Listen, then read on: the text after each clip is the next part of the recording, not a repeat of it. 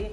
Nous sommes donc dans la joie de vous retrouver ce matin. Nous, c'est la parole éternelle. C'est également le déjeuner spirituel, votre matinale sur nos antennes.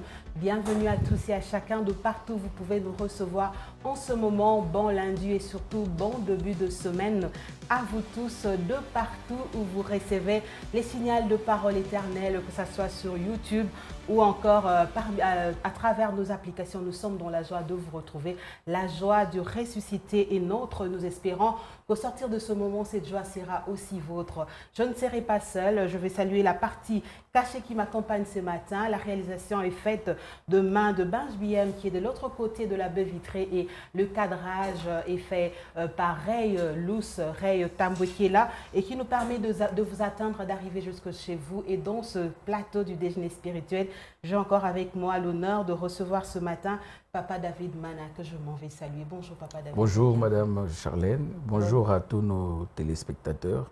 Nous les saluons dans les merveilleux noms de notre Seigneur Sauveur Jésus-Christ. Bonne fête de Pâques. Merci à vous pareillement.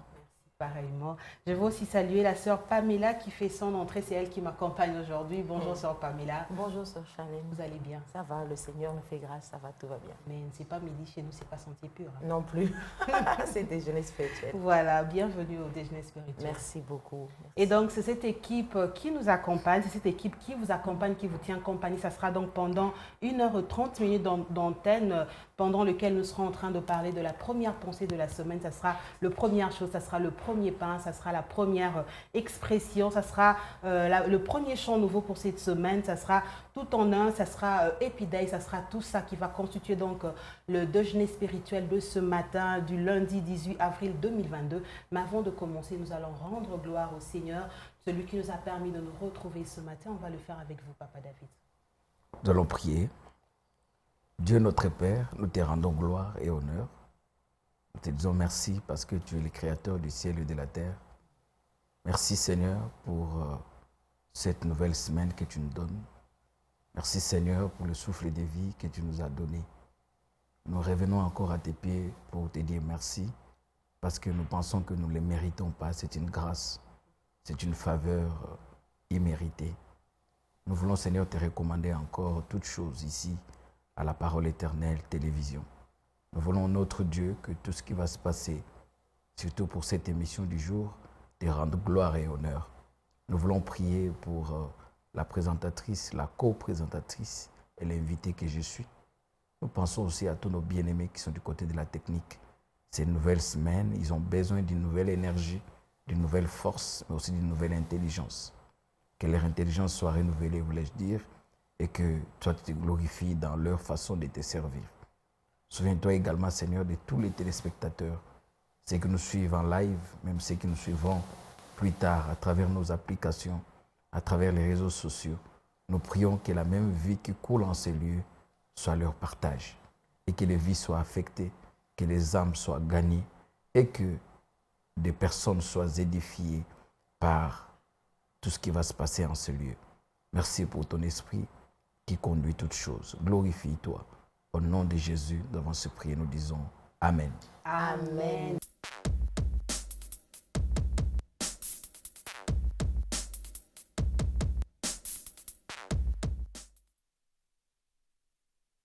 Nous sommes là pour la pensée du jour. La pensée du jour nous dit ceci. Les mots faciles à comprendre touchent souvent la cible, tandis que ceux qui sont élevés et savants ne font que fondre l'air.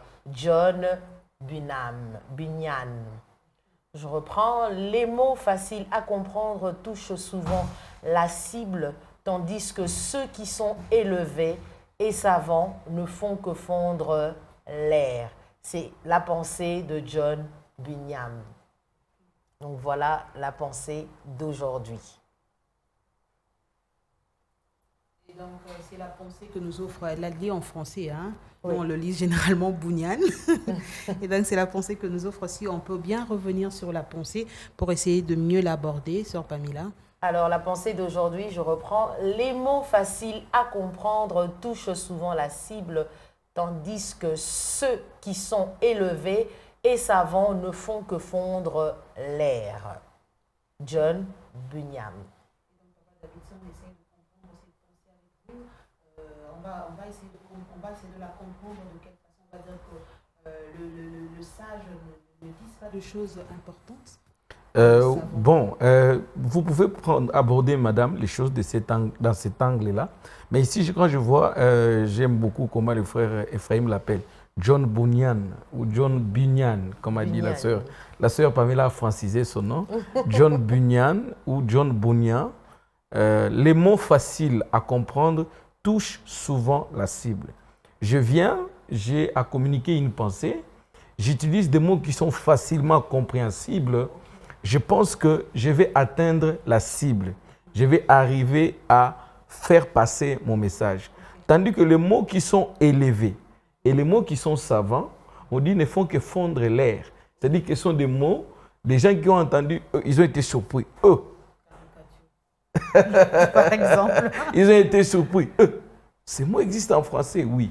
Mais après, personne n'a saisi le contenu de ces mots. Okay. Personne n'a saisi l'explication de ces mots.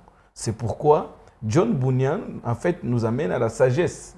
Il veut nous dire tout simplement que quand nous voulons communiquer, utilisons les mots qui sont facilement compréhensibles, qui sont faciles à comprendre.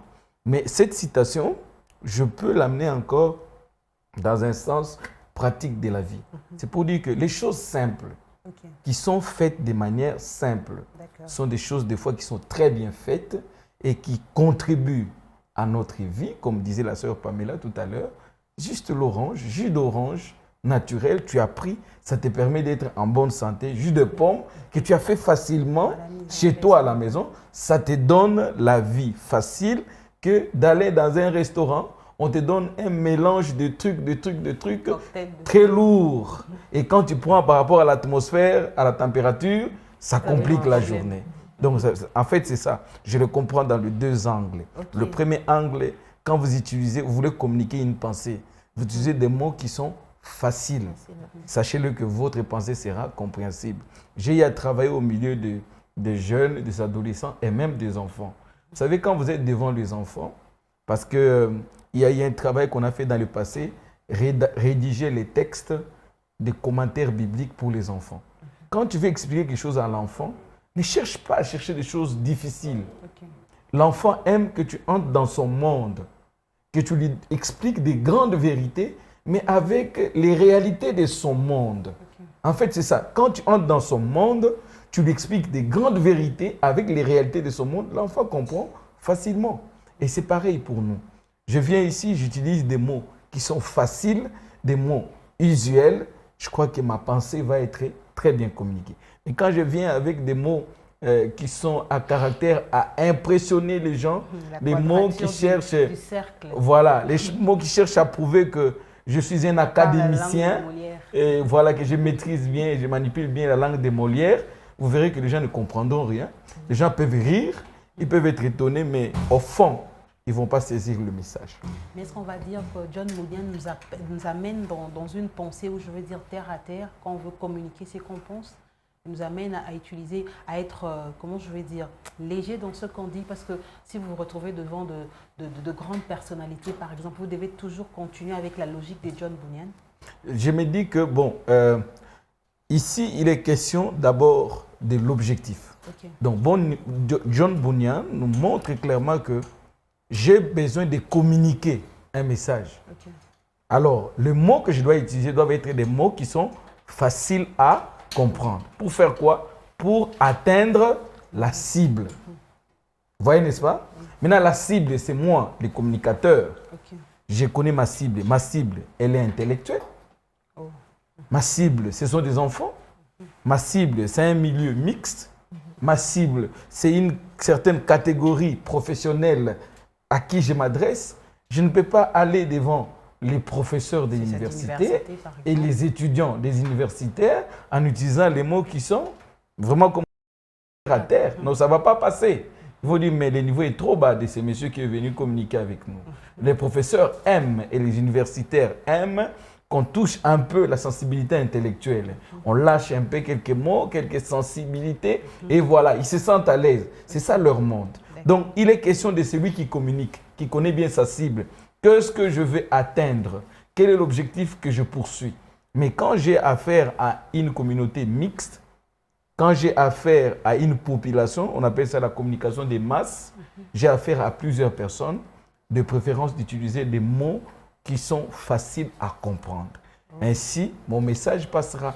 Mais si j'ai affaire à une certaine élite, je crois que je vais m'adapter par rapport au contexte. Waouh, très très belle pensée, sœur Pamela. Oui, très belle pensée. Et j'ai aimé la manière dont Papa David a emmené, nous a emmené plutôt à comprendre la pensée. Il y a une dame qui est servante de Dieu qui dit toujours, je vais aller dans le sens de la Bible, les choses de Dieu sont faciles, mais ce sont les humains qui les rendent difficiles. Pourquoi? Parce qu'il y a des choses pour lesquelles on doit les rendre faciles parce que ça dépend de la cible de la personne. En fait, tout tourne autour des personnes à qui on s'adresse. Alors, si on s'adresse à une certaine catégorie de personnes, c'est bien et important d'utiliser les phrases et les mots qu'ils arrivent à appréhender, à comprendre.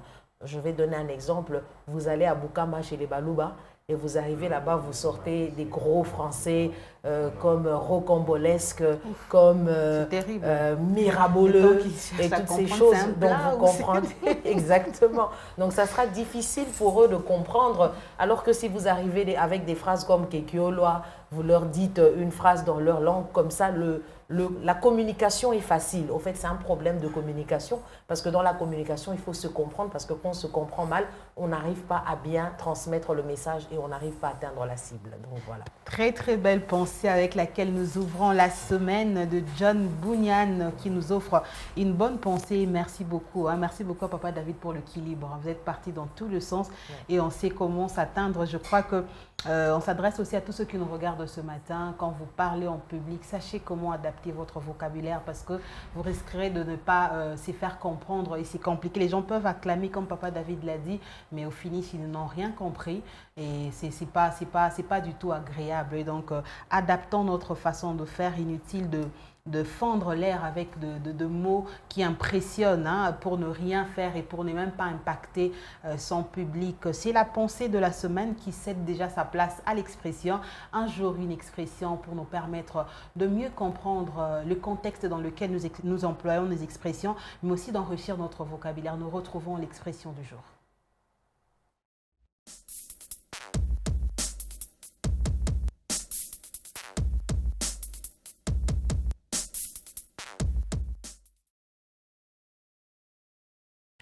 Expression ou mot du jour, c'est ballon d'oxygène.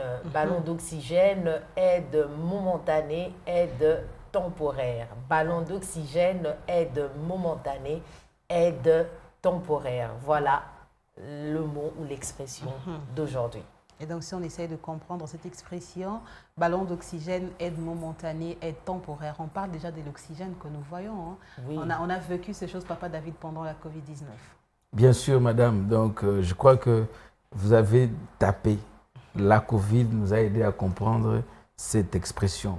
Donc, l'oxygène, d'abord, c'est quoi? L'oxygène, c'est un élément chimique que nous trouvons dans la nature qui nous permet de pouvoir équilibrer, n'est-ce pas, les échanges, l'atmosphère. D'où nous vient l'oxygène? L'oxygène, d'abord, c'est un élément chimique, comme je disais. Son symbole chimique, c'est le O. Voilà. Alors, d'où nous vient l'oxygène? L'oxygène nous vient des arbres. C'est pourquoi quand on dit qu'il faut toujours faire les reboisements. Quand on a déboisé, il faut reboiser. Parce que vous entendez aujourd'hui réchauffement climatique, la guerre de ceci, parce que tous ces pays comme les nôtres, la République démocratique du Congo et ceux qui sont dans la cuvette centrale du fleuve Congo, ils ont des forêts et ces forêts dégagent tellement de l'oxygène qui permet à équilibrer tant soit peu l'écosystème. Et nous aussi, dans la ville comme celle-ci de Lubumbashi, je crois qu'il y a des campagnes du genre où il faut planter un arbre. Quand vous coupez un arbre, il faut planter un autre, justement pour nous produire de l'oxygène. Alors, quand on dit ballon d'oxygène, l'oxygène pour nous les humains et les animaux, ça nous permet de pouvoir échanger.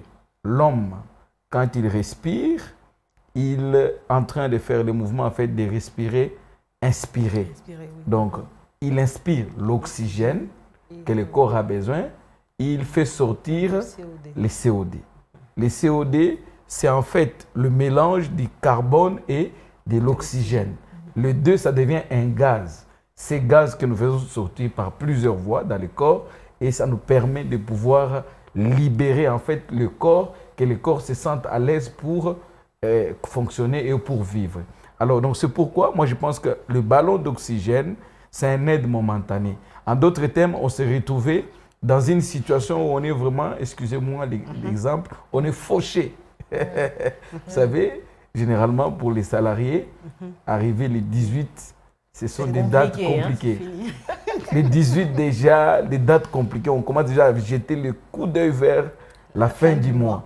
Oui. À quand ça va arriver? Déjà les 18, les 19, le 20 sont des moments un peu compliqués pour les salariés.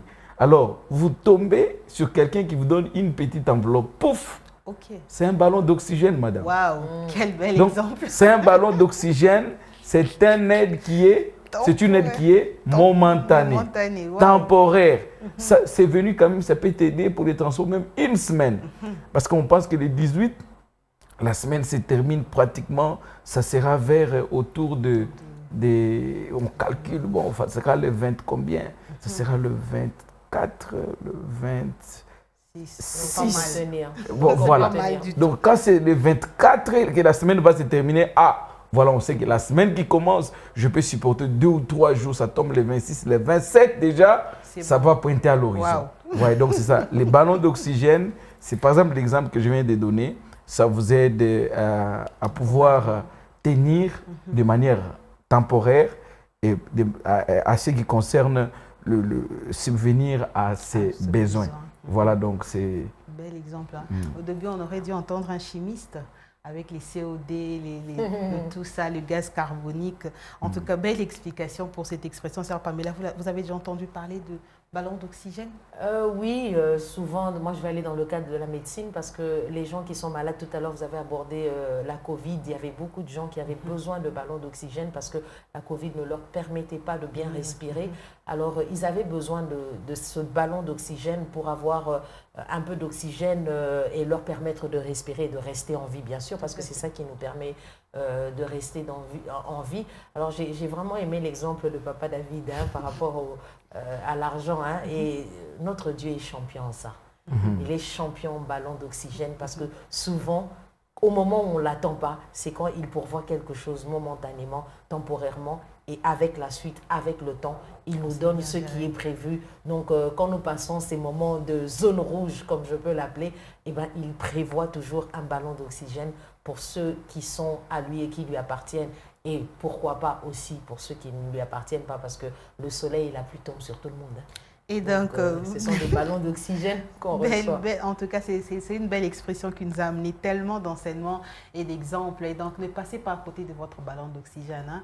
Ne soyez pas ceux qui philosophent dans tout. Dieu vous envoie quelque chose, peut-être par les corbeaux. Vous vous dites, non, les corbeaux, c'est un animal interdit, mais c'est peut-être la voie que Dieu a utilisée. Soyez plutôt sensibles aussi. Hein. Je ne vous dis pas de tout accepter, mais soyons sensibles pour ne pas aussi passer à côté de notre aide temporaire ou momentanée. C'était donc l'expression du jour et la première de la semaine qui va nous permettre de prendre le pain du jour, la première portion pour cette semaine, la prédication d'hier dimanche prêchée ici au Centre évangélique Parole éternelle par le pasteur Guy Amani. Nous retrouvons donc la première tranche.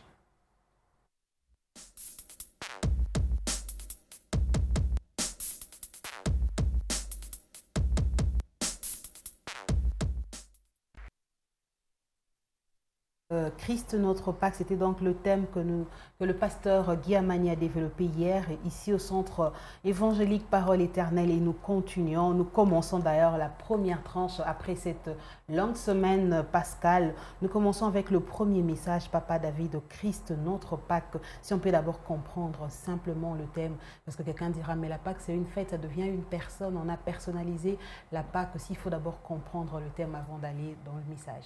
Amen, merci beaucoup madame. Christ notre Pâque, ce message, c'est un message pascal qui nous a été prêché dans des circonstances de la Pâque. Comme nous le savons, tous ensemble, nous étions toute la semaine passée ici au temple pour suivre le séminaire de la Pâque qui avait pour thème les 7 paroles de Jésus à la croix. Les 7 paroles de Jésus. Voilà. Alors, donc, 7 paroles que Jésus a prononcées à la croix, la première, c'était, il avait dit à la croix, Père, pardonne-leur, car ils ne savent pas ce qu'ils font. La deuxième parole, il va dire à ces brigands, qu'on a appelés les brigands positifs, en vérité, je te l'ai dit, aujourd'hui, tu seras avec moi dans le paradis. Et la troisième parole, nous voyons que Jésus-Christ, il s'adresse à sa mère, femme, voilà ton fils, et il dit aux disciples, voilà ta mère. La quatrième parole, Jésus-Christ avait dit tout simplement, j'ai soif. J'ai soif, c'était cette portion d'écriture qui était restée quelque part dans les psaumes, qui devait être prononcée pour dire, voilà, maintenant, tout ce qui concernait les prophéties ont été accomplis. Et voilà ce qui va nous amener à la cinquième parole qui est, tout est accompli. J'ai aimé cette parole quand on l'a amenée dans les Grecs, tétélestai. Tétélestai du grec veut dire, c'est fini, on a mis les derniers cachets pour livrer la marchandise. Oui, c'est ça, du grec. Tétélestai aussi en grec, faut signifier que la dernière signature sur le dossier a été donnée. Désormais, le dossier est libéré. Voilà. Donc, et ça nous a amené à la sixième parole. Jésus-Christ qu'il avait annoncé, Eli, Eli, lama sabachthani. Mon Dieu, pourquoi m'as-tu abandonné? Et enfin, la septième parole, qui est celle qui a dit, Père, entre tes mains, je remets mon esprit. Et Jésus expira. Nous étions bénis cette semaine avec toutes ces paroles de Jésus à la croix. Les dimanches, la parole qui nous a été prêchée, Jésus-Christ, notre Pâque. C'est l'apôtre Paul qui annonce ce thème quand il s'adresse aux Corinthiens. 1 Corinthiens chapitre 3e, l'apôtre Paul, il dit, Jésus-Christ est notre Pâque. Oh, mais comment est-ce que, comme vous avez dit, madame, la Pâque, c'est un événement. La Pâque, c'est une fête, c'est une célébration. Comment est-ce qu'une personne peut devenir encore notre Pâque? C'est là où l'orateur nous a amenés dans le contexte de cette fête. Vous savez, chez les Juifs sont des grands fêtards. Vous savez, les Juifs sont des grands fêtards. Et chez eux, il y a beaucoup de fêtes, beaucoup de célébrations. Des moments de joie, ils investissent des moyens, ils mangent, ils boivent, ils se réjouissent, ils chantent pour le Seigneur. En fait, c'est ça la vie que Dieu avait mis pour son peuple. À un moment, il faut s'arrêter, louer, adorer, glorifier le Seigneur. Alors, la Pâque, c'est l'une des grandes fêtes chez les Juifs. C'est quoi la Pâque juive? La Pâque juive, c'est cette fête que Dieu lui-même avait initiée. Dieu avait dit à Moïse, les jours où les enfants d'Israël sont sortis de l'Égypte, à main levée, ils sont sortis libres et vainqueurs. Il leur a dit, ce jour désormais, c'est ce qui sera pour vous le premier jour de l'année. Donc, le calendrier a été changé. C'est un nouveau départ pour les enfants d'Israël. Désormais, cette date-là était considérée comme étant le premier jour de l'année. Alors, le premier jour de l'année, mais aussi, c'est cette date qui marque la nouvelle année. Pourquoi? Parce que c'est le jour où Dieu les avait libérés de l'esclavage.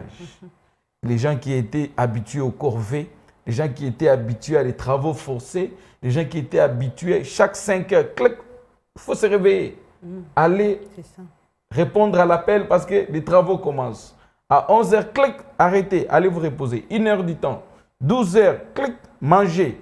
Et voilà, 13h, 14h, venez, clic, au travail. Jusqu'à 18h, tu rentres chez toi, fatigué. Des esclaves. Alors, Dieu est venu, il les a libérés de l'esclavage des Égyptiens et Dieu leur a donné un nouveau départ. Et ce nouveau départ-là, c'est pourquoi l'apôtre Paul, il dit aussi, Christ, notre Pâque, il est venu nous donner un nouveau départ. Nous, Jésus ne nous a pas délivrés de l'esclavage, et je ne sais pas moi, de ce monde où nous étions esclaves dans un pays. Non, non, non. Nous sommes dans notre propre pays, mais nous sommes esclaves du péché.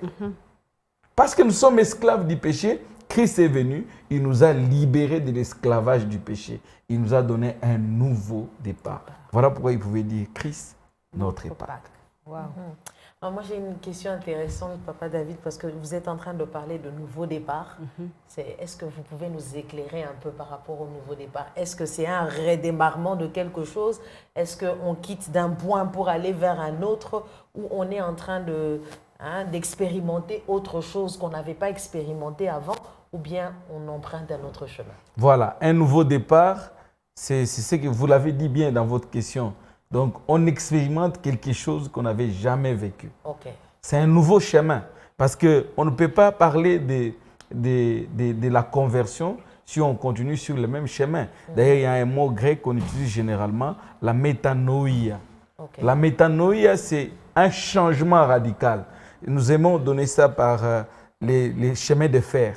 Vous voyez, quand vous étiez sur un train, vous étiez en direction de Kamina. Oui. Vous êtes dans un train, mais on arrive dans une station, on dit arrêtez-vous. Et quand vous vous arrêtez, vous sortez de ce train-là qui allait à Kamina, vous montez dans un autre train qui est en direction vers Lubumbashi ou Likasi. C'est ça en fait. Christ, notre Pâques, c'est tout simplement parce que Christ est devenu celui qui nous a donné un nouveau départ. Comme vous le savez, par la nature adamique, nous sommes retrouvés pécheurs.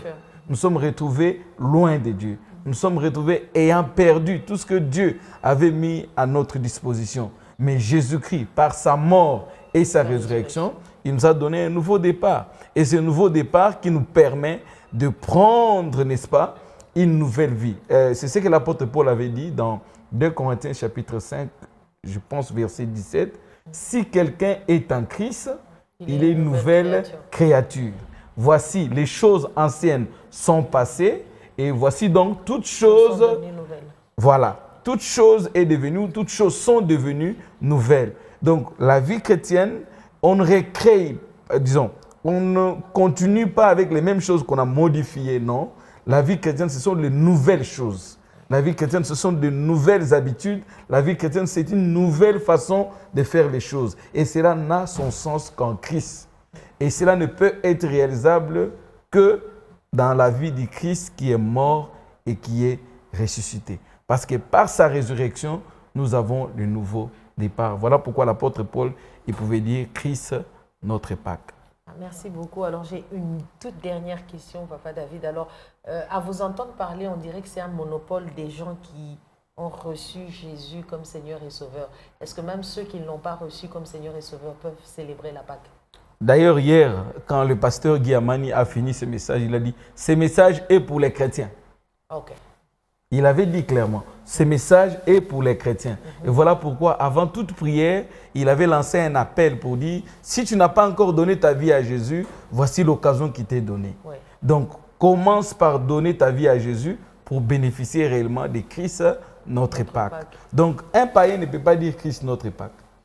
Il ne peut pas le dire. Okay. Parce qu'un païen, il est vraiment loin, loin, loin de la vie de Dieu, loin des choses de Dieu. Un païen ne peut pas dire Christ notre Pâques. Mais en revanche, quelqu'un qui était païen, qui a entendu ce message et qui prend l'initiative, dit « Moi, je donne ma vie à Jésus de maintenant. » Donc, dès l'instant qu'il a donné sa vie à Jésus, il a dit oui à l'œuvre de la croix. Et parce qu'il a dit oui à l'œuvre de la croix, donc la porte lui est grandement ouverte pour un nouveau départ. Et il peut dire aussi Christ, notre Pâques. Il est ressuscité. Amen. Donc là, ceux qui sont en train de nous suivre peuvent dire je prends la décision ou l'initiative de vouloir aussi la prochaine Pâques. Être là en train de célébrer aussi avec les enfants de Dieu, c'est ça. Ceux qui nous suivent d'ailleurs, c'est une très bonne opportunité. Ce n'est même pas, madame, la prochaine Pâques. Ceux qui nous suivent là, maintenant même là, maintenant, ceux qui nous suivent, qui n'ont pas encore donné leur vie à Jésus. C'est une invitation. Nous vous lançons donc l'invitation de donner votre vie à Jésus. La vie chrétienne, c'est la meilleure des vies que le Seigneur nous a réservées sur cette terre. En Jésus-Christ, nous avons été recréés. En Jésus-Christ, nous avons redéfini les choses. En Jésus-Christ, nous avons recadré les choses. En Jésus-Christ, nous avons vu une nouvelle manière de comprendre les choses. Donc c'est pourquoi, celui qui donne sa vie à Jésus, la porte vous est grandement ouverte. Donc vous dites oui au Christ ressuscité et désormais, Christ devient aussi votre Pâques. Donc l'appel est lancé, Sœur Charlène. Donc, c'est à vous d'emboîter le pas et de faire ce mouvement-là vers le Seigneur, parce que le Seigneur, c'est celui qui contrôle nos vies. Alors, c'est simple, hein, vous n'avez qu'à l'inviter et à confesser de votre bouche que vous l'acceptez comme Seigneur et Sauveur. Et ainsi, il deviendra aussi votre Pâques. Amen. Et il ressuscitera aussi dans vos vies. Amen. Amen. Amen. Voilà, donc c'est le pain, la première tranche pour cette semaine. Vous voulez que Christ devienne votre Pâques. Suivez donc la démarche, sinon il n'est pas votre Pâques. Mais j'ai trouvé ça quand même, Papa David, bon, avant de passer, c'est pas aussi discriminatoire en disant ça comme ça. Ce n'est pas la Pâques de tout le monde. Ce n'est pas dire non, mais ils sont en train de s'approprier Jésus. Ce n'est pas discriminatoire. Ce n'est pas discriminatoire par le fait que la porte est grandement ouverte. Oui. Ok. Donc, pour l'instant, comme nous avons dit, même à ces instants ici, le païen qui donne sa vie à Jésus-Christ, il va dire Christ est notre Pâques. Parce que le pasteur a dit, c'est une fête de nouveaux départs. Ok. Donc, celui-là, comme je le disais tantôt, qui était dans un train qui va vers Bukama, mais il arrive à une station, on lui dit, mais attention, ce train-là, il est dangereux. Descends de là, entre dans les trains qui est en direction vers Likasi. Dès qu'il fait ces mouvements-là, donc qu'il accepte seulement d'abandonner, dit aujourd'hui, j'ai pris ma décision d'arrêter tout ce que je faisais de mauvais. Je me recommande entre les mains du Seigneur. Je veux que le Seigneur devienne aussi mon Dieu et que Christ soit aussi ma Pâque. La porte est grandement ouverte. Ça n'a jamais été discriminatoire parce que c'est la raison pour laquelle Christ ne rentre pas. Il attend que même le tout dernier, la toute dernière des brebis, puisse entrer dans l'enclos. Wow. Sœur Charlène, permettez-moi juste de rajouter ça. La Bible dit qu'il met devant nous deux chemins. Et il dit, choisis le bien. Donc, l'opportunité nous est donnée d'aller vers Christ. Au fait, Dieu n'est pas dictateur. Dieu, c'est quelqu'un qui aime la démocratie et il aime que les gens prennent les décisions tout seuls. Donc, c'est à vous de faire le choix. L'appel a été lancé. Vous devez faire ce que la Bible dit, confesser de votre bouche et accepter Jésus comme Seigneur et Sauveur. Et ainsi, ensemble, nous allons dire, He is risen. Yes. Il est ressuscité. Amen, amen. C'est le premier morceau du pain. Vous voulez suivre la suite, donc restez fidèles parce que demain, nous continuerons. Et ça sera comme ça jusqu'au vendredi pour bien comprendre ce pain et pour savoir comment faire, comment entreprendre la démarche de devenir enfant de Dieu. On nous a déjà donné la piste de solution ce matin. C'était...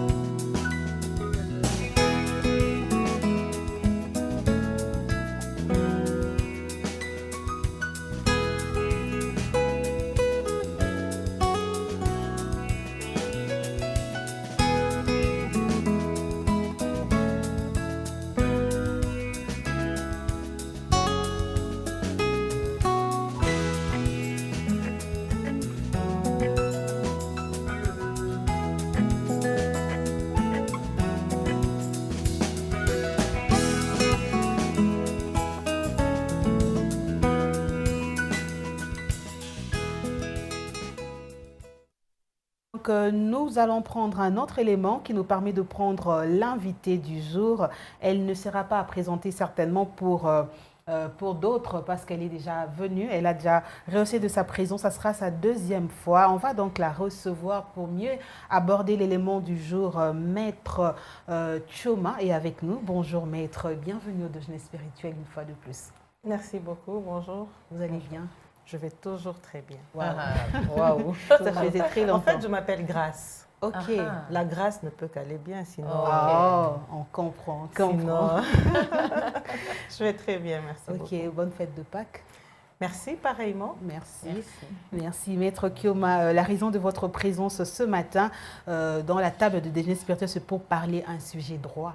Et donc, quand nous avons de difficultés sur de questions qui nous dépassent en droit, on sait qu'on va faire référence à Maître Choma, qui est toujours disponible, Maître Grace Choma. Moi, j'ai retenu Choma carrément.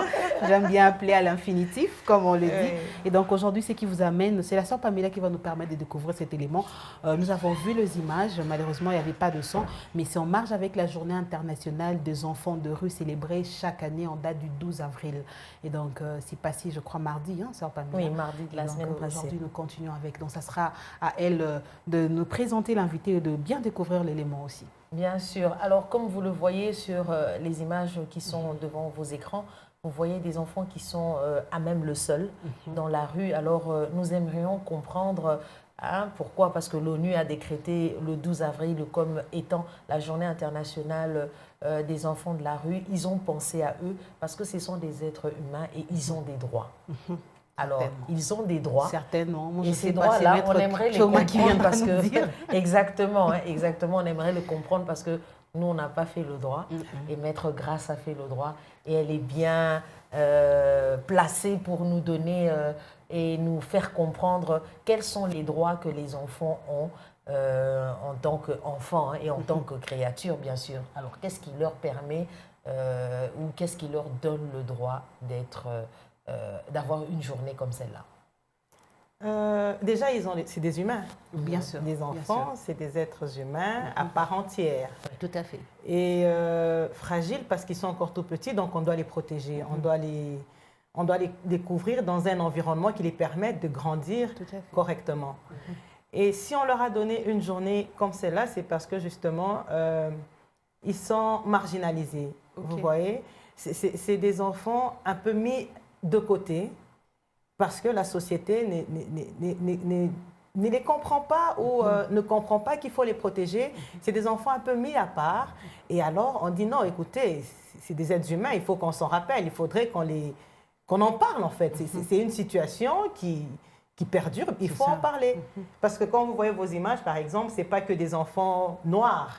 C'est pas que des enfants africains, c'est pas que des Congolais. Aussi des enfants de rue. Partout on retrouve des enfants dans la rue et on doit s'arrêter un moment pour qu'on en parle et voir dans quelle mesure faire cesser cette atrocité en fait. Oui. Alors puisque vous êtes en train de parler d'atrocité et d'humanisme bien sûr, parce que qu'on se le dise, hein, il faut avoir un peu d'humanisme pour créer une journée comme celle-là. On pense à eux et on se dit que ce sont des gens aussi qui ont des droits.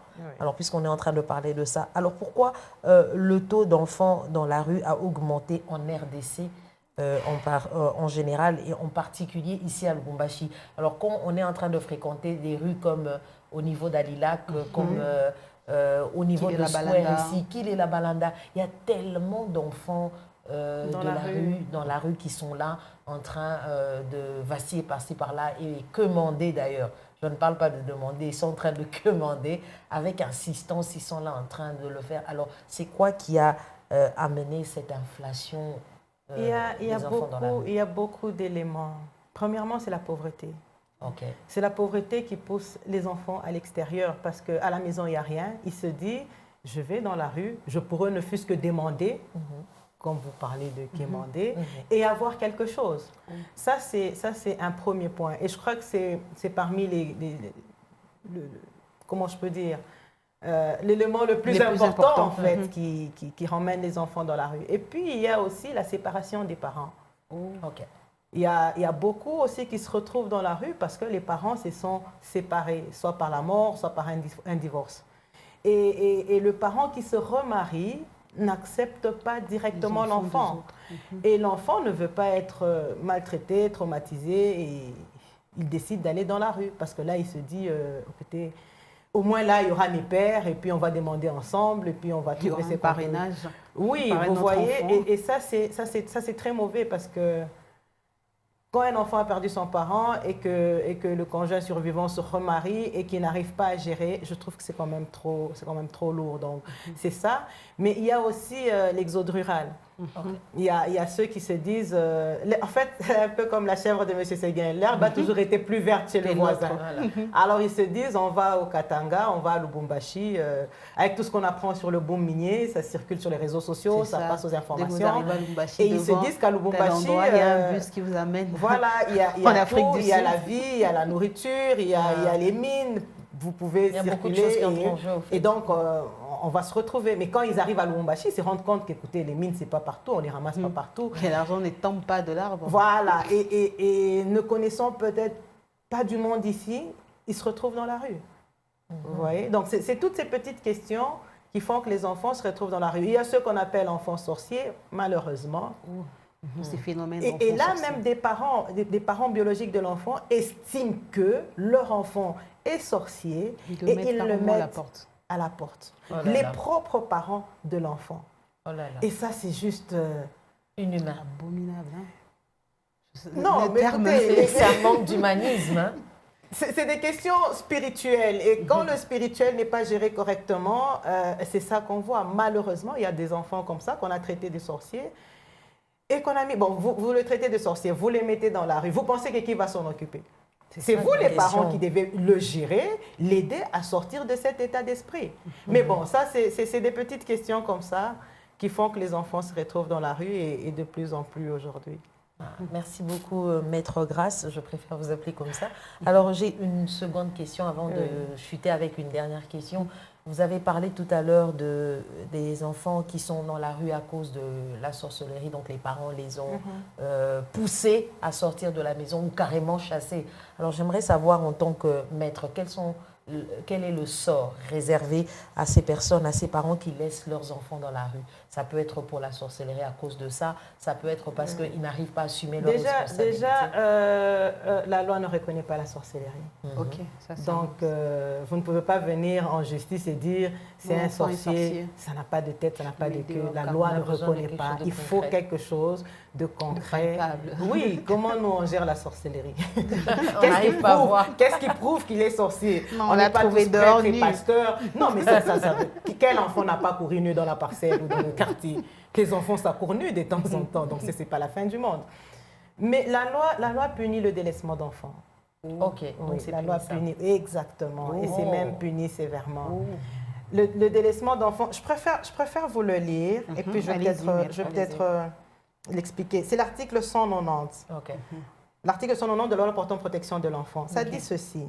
Par délaissement d'enfants, le dernier alinéa, il faut entendre le fait pour le père ou la mère, le parâtre ou la marâtre, ou le tuteur, d'abandonner ou de rejeter un enfant sans s'être assuré qu'il sera en sécurité et protégé dans ses droits. Voilà. Wow. Donc il faut connaître la loi. Hein. C'est Oui, pas il que faut les connaître. parents, hein. Même Même les la parâtres, marâtre. Et les oui, marâtres. elle peut être Tuteur aussi. Voilà, parce que par moment on dit c'est pas mon enfant, je laisse tomber. Non, non, non, non, non. Vous êtes l'époux de son Responsable, parent, en fait. donc vous devez prendre soin de cet enfant-là. Le parâtre, la marâtre, le père, la mère, le tuteur. Nous, les oncles qui Ouais, prenons dur, les hein. enfants de nos frères décédés, nous, les Sous tantines ma charge gentilles, et tout. et puis après, on se dit, je l'abandonne. La loi, elle punit. J'ai voulu définir le délaissement d'enfants selon que la loi le dit, pour que tout le monde comprenne que c'est nous tous, en fait. Ce n'est pas seulement les parents, c'est nous tous qui décidons de prendre en charge un enfant. Mais alors, la loi punit ce délaissement d'enfants de 1 à 5 ans de servitude pénale principale. Oula. Quand vous délaissez un enfant et que rien ne se passe, vous êtes puni de 1 à 5 ans et avec des amendes, des milliers d'amendes.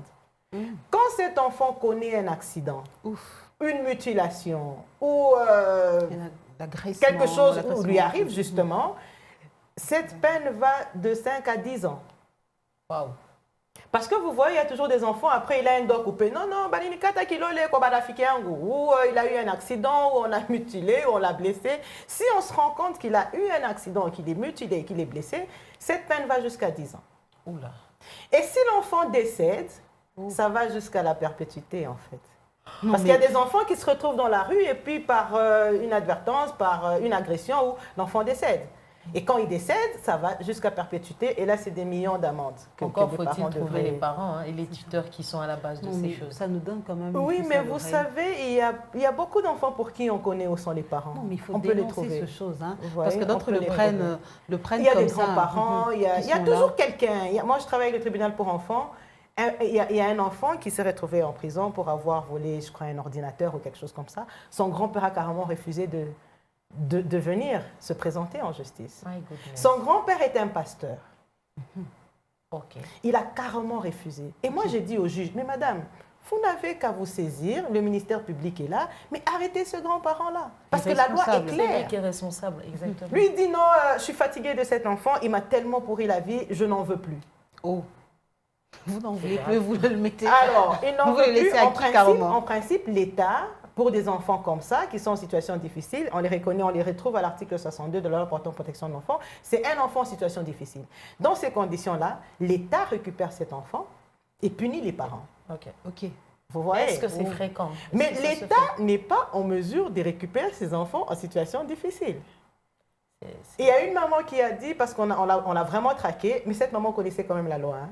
Elle nous dit, écoutez, avant de m'arrêter, que l'État prenne en charge mon fils. Alors j'accepte de me faire arrêter. Ouf. Il faut connaître la loi. Parce que moi, je n'ai pas les moyens. J'accepte. Je ne peux pas prendre soin de cet enfant qui me complique la vie. J'accepte.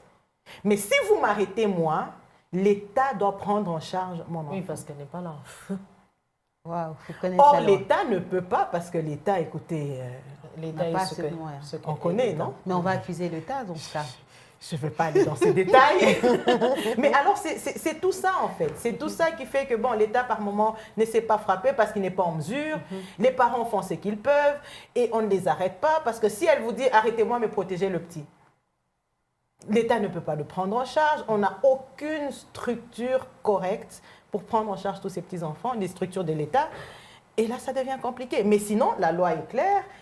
Les infractions, en fait, l'infraction est là et les punitions sont là, les sanctions sont là. En tout cas, je m'adresse à toutes les personnes qui regardent. Les tuteurs, les parâtres, les marâtres, les parents, on est tous concernés. Exactement. En tout cas, ce matin, je m'adresse à tous ceux qui nous regardent. Vous connaissez un enfant de la rue, vous connaissez ses parents. Oui, c'est ça, c'est simple. Il faut le faire. C'est pas compliqué, aussi simple que ça. Parce que si on arrête 2, 3, 4 parents, oui, ça va servir de leçon et les autres vont s'amender. Vous voyez? Mais comme on ne sait pas les arrêter, on pense que c'est simple. Je peux aujourd'hui décider de faire un enfant, de le laisser dans la rue. Qui va me dire quoi? Qui va me faire quoi? C'est dommage. Il faut qu'on dénonce. Si on dénonce et qu'on arrête quelques parents, ça pourra servir. Ça sera bien. C'est vrai, parfois il faut punir, il faut serrer pour que les choses rentrent à l'ordre. Je suis d'accord avec vous, mais je pense que chacun doit assumer ses responsabilités. L'État doit assumer ses responsabilités. Et les parents aussi doivent assumer leurs responsabilités parce que chacun de nous rendra compte auprès du Seigneur. Donc c'est important que nous assumons nos responsabilités. Alors j'espère que les parents qui sont en train de nous suivre sont en train, alors dénonçons. Pas par méchanceté, mais parce que c'est la loi et c'est comme ça. Et ces enfants ont droit aussi au bonheur. Donc, c'est important, comme l'a dit Maître Grâce, que nous puissions prendre soin d'eux parce que ce sont des personnes, ce sont des humains et des créatures. Alors, je ne vais pas vous retenir longtemps. Juste une dernière question. Quelles sont les conséquences des ruptures familiales? Vous avez essayé de nous expliquer un tout petit peu. Alors, on veut savoir c'est quoi les conséquences des ruptures familiales pour les enfants en général. Le milieu pour un enfant où il doit grandir, c'est dans sa famille. L'une des prières que je fais tous les jours, c'est que Seigneur, permets-moi de voir grandir mes enfants et de les aider, les élever comme il faut, selon que tu auras prescrit ça pour nous. C'est ça le milieu par excellence. Quand il y a rupture familiale, c'est très mauvais pour l'enfant parce qu'il ne sait pas s'adapter. Il ne peut s'adapter correctement que dans sa famille, autour des gens qui l'aiment en fait. Parce que bon, quand il est dans la rue, qui l'aime. Et sans amour, qu'est-ce que vous espérez de lui plus tard? Vous voyez, on ne peut fonctionner correctement qu'en étant entouré des gens qui nous aiment pour de vrai et pour rien. Et ça nous permet de devenir des gens bien faits pour demain, en fait. Vous voyez, et ces enfants-là, malheureusement, ne sont pas couverts d'amour. Ils deviennent ce qu'ils deviennent. Et demain, ça devient des adultes. Est-ce que vous vous êtes déjà posé la question de savoir où sont ces enfants de la rue qui ont grandi? C'est d'ailleurs la question que je tombe à me poser, qu'on parlera plus On les enfants voit de tous la tout rue. petits, mais On après ils parlera grandissent. d'adultes de Mais la quand rue. ils grandissent, ils deviennent qui? Des voleurs, des brigands, des bandits. Et puis après, on va se plaindre. Il y a le taux d'insécurité qui augmente. Vous voyez? Donc cet enfant qui n'a reçu aucun amour ne va transmettre aucun amour quand il sera grand. Il va faire des enfants à qui il ne va rien donner et on aura un monde des gens sans amour et on ne va rien espérer de bon. Les ruptures familiales, ce n'est pas quelque chose De bon. qu'il faut souhaiter. Pas du tout. Pas du tout. Donc, autant qu'on peut, préservons les familles, que les enfants restent en famille avec les parents. Ceux qui décèdent et qui se remarient, ayez le bon sens de gérer correctement ces pauvres orphelins, parce que ça reste des orphelins. Et si nous sommes chrétiens, sachant que Dieu est le Père des orphelins, on pourra ne fût-ce que bien gérer les enfants des dieux, quoi, vous voyez. Sinon, ça ne rime à rien et on ne peut rien espérer en vivant de cette façon-là. Wow. On peut Merci rien beaucoup, espérer. maître, en tout cas, de nous avoir éclairé, comme on dit, vous avez éclairé notre lanterne. Et maintenant, nous savons, c'est toujours bien de savoir ce que la loi pense par rapport à ça. Et merci encore, et j'espère que la prochaine fois qu'on aura besoin de vous, vous serez disponible. Je suis toujours disponible, c'est moi qui vous remercie. Je vous remercie de me permettre de donner mon point de vue sur ces questions.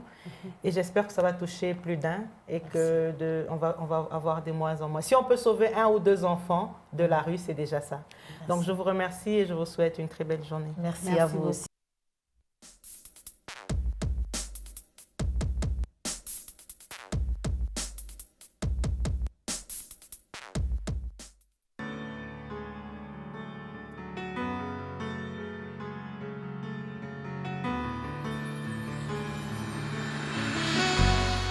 Le verset d'aujourd'hui. Alors aujourd'hui, nous sommes en train de lire 1 Chronique 22-13 que je m'en vais lire pour nous tous.